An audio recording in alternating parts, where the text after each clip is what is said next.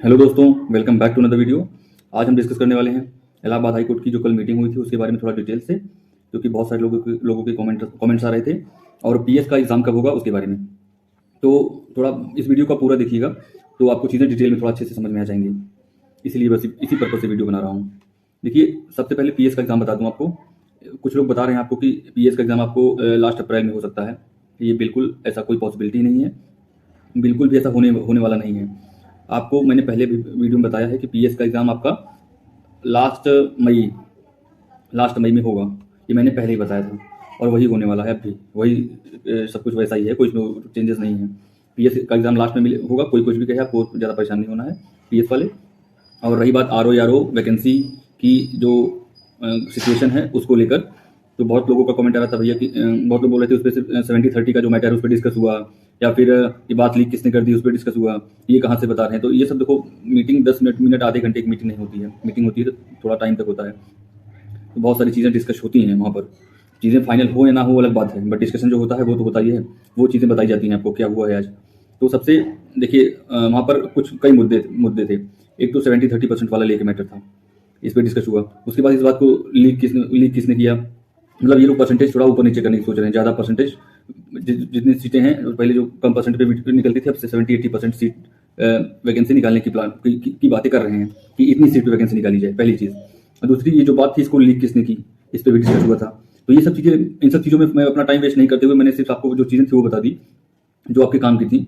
इन सब चीज़ों से आपका कोई मतलब नहीं है अभी कोई खास, क्योंकि ये चीज़ें अभी इतना इंपॉर्टेंट नहीं। एग्जाम वैकेंसी कब आ रही है, मैं वो मैटर था, और क्या डिस्कशन हुआ जो मेन था आपके एग्जाम के रिगार्डिंग, वो मैंने बता दिया। कैसे चल रहा है। और रही बात एग्जाम को में मेंस होगा कि डिस्क्रिप्टिव होगा, प्री में कि क्या होगा, उस पर देखिए डिटेल में मैं आपको बताऊं तो मुद्दा सिर्फ ये है कि वो लोग चाहते हैं कि कुछ ऐड हो जाए इस बार एग्जाम में, सिर्फ एक एग्जाम देके चीज़ें क्लियर ना हो, ये उनका मुद्दा है।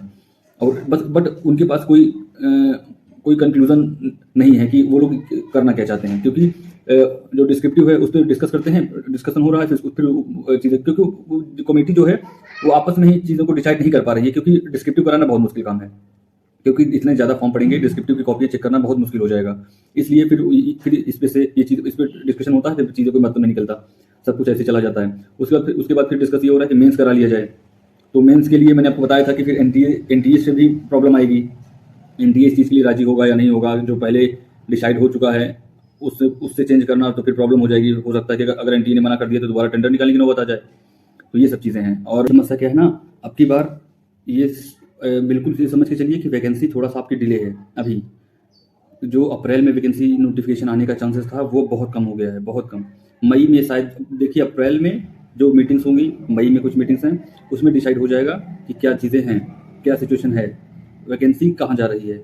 अप्रैल में तो अब मुझे मुश्किल लग रहा है कि अप्रैल में, मैं अपने हिसाब से बता रहा हूँ कि अप्रैल में मुझे लग रहा है वैकेंसी थोड़ा सा चांसेस ना के बराबर हैं अप्रैल में वैकेंसी आ पाए। वैकेंसी अब मई में या अप्रैल में जो मीटिंग्स होगी उसमें पता चल जाएगा मई में आएगी या फिर उससे आगे जाएगी।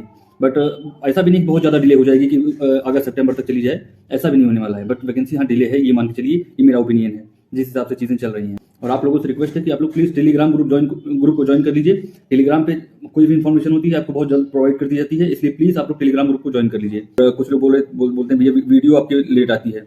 भाई, इन्फॉर्मेशन मीटिंग होने के जस्ट बाद मुझे खबर नहीं मिल जाती, किसी को नहीं मिलती, टाइम लगता है। और जहाँ से इन्फॉर्मेशन ली जाती है वो आदमी अपना जब फ्री होगा ऑफिस से, उसके बाद ही तो बातें होती हैं, क्या हुआ क्या नहीं हुआ, उसके बाद ही डिस्कशन होता है। उसके बाद चीज़ें बताई जाती हैं शाम को 6-7 बजे, 6-7-8 बजे तक पता चलता है। उसके बाद वीडियो शूट करना और एडिट करना, थंबनेल अपलोड करना, सारी चीज़ें करना, इसमें घंटों लग जाते हैं।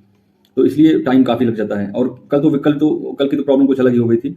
वीडियो शूट हो गई थी, उसमें वॉइस प्रॉब्लम हो गई थी, हाफ वीडियो के बाद वॉइस ही नहीं आ रही थी। अपलोड लगभग ऑलमोस्ट 8 बजे आपकी वीडियो अपलोड होने वाली थी, तब तक मैंने चेक किया वीडियो, तो उसमें पता चला कि वॉइस ही नहीं है हाफ वीडियो के बाद। तो डिलीट करना पड़ा दोबारा, फिर सब कुछ करके दोबारा शूट करना, एडिट करना, सब कुछ करने में टाइम लग जाता है। इसलिए ज़्यादा ऐसा कुछ नहीं है, जो चीज़ें होती हैं एग्जैक्ट बताई जाती हैं। यहाँ पर ये सब चीज़ें नहीं चलती, कॉपी पेस्ट वाला कभी नहीं देखा होगा मुझे सब ये सब करते हुए।